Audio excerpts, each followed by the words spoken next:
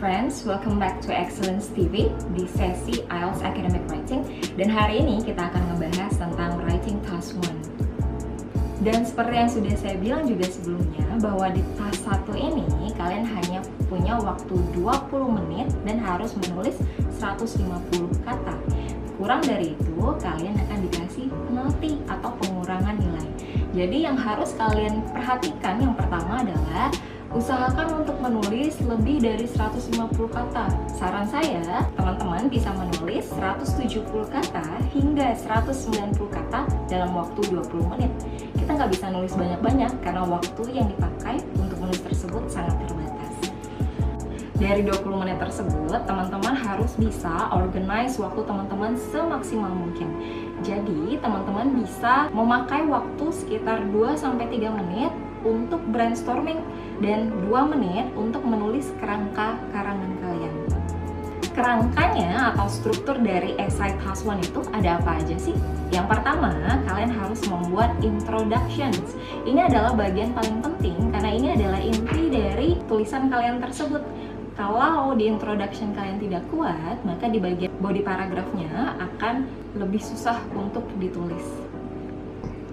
Di bagian intro ada apa aja sih? Yang pertama yang harus kalian lakukan adalah kalian harus memparaphrase title-nya. Jangan sampai kalian langsung mengcopy paste judul atau soal tersebut dan kalian tuliskan di lembar jawaban. Jadi teman-teman harus bisa memparaphrase judul tersebut atau soal yang ada di dalam situ.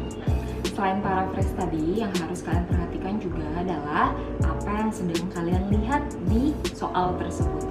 Are you looking at the diagrams? Are you looking at tables? Nah, dari pembahasan itulah gimana caranya biar kalian bisa menulis yang baik di task 1 tersebut. Kalian harus bisa perhatikan, misalnya kalau dia itu berupa line graph, kalian harus perhatikan garis X dan Y-nya itu ngomongin tentang apa? Apakah jumlah?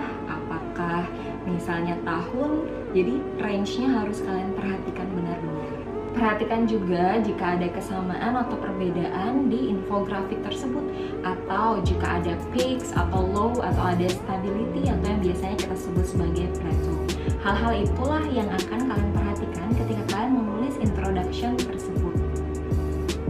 Kemudian hal ketiga yang masuk di bagian introduction itu adalah overview dari writing kalian tersebut. Apa sih yang dimaksud dengan overview? Overview itu adalah yang waktu kalian tadi bikin kerangka itu.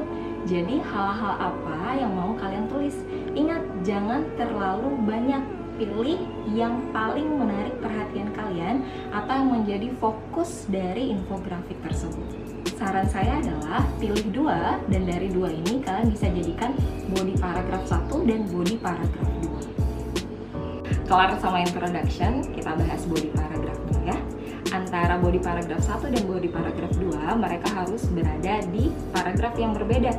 Dan di dalam paragraf tersebut, kalian harus memulainya dengan ide utama dari masing-masing paragraf. Kalian bisa memulainya dengan main idea, kemudian yang akan disupport sama beberapa details yang dapat kalian temukan di dalam infografik tersebut.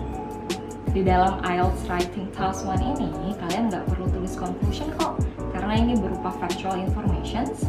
Jadi kalian hanya tinggal menulis introduction, body paragraph 1 dan body paragraph 2 saja, tanpa ada conclusions. Dan yang terakhir yang harus kalian perhatikan adalah berusaha untuk tidak menulis kata I, we, atau our. Jadi kalian harus membuat statement kalian itu se-factual mungkin.